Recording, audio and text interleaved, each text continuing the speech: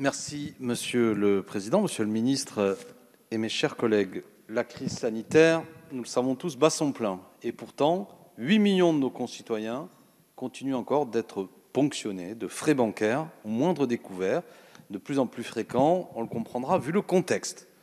Nous le savons, pour les banques, souvent tout est prétexte à facturation. Rejet de chèques qui peuvent être facturés jusqu'à 42 €, frais de courrier qui peuvent aller jusqu'à 15 €, commission d'intervention à 8 € et j'en passe.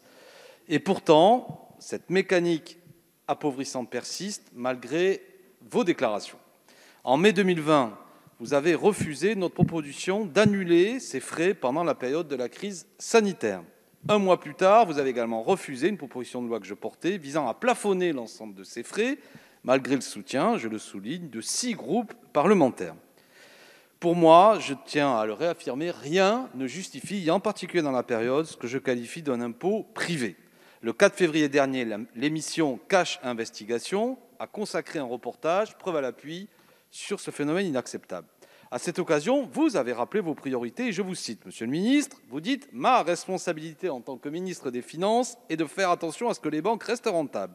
Je trouve ça un peu court. Monsieur le Ministre, votre responsabilité est aussi en tant que ministre de la République de mettre la banque au service du client et pas l'inverse.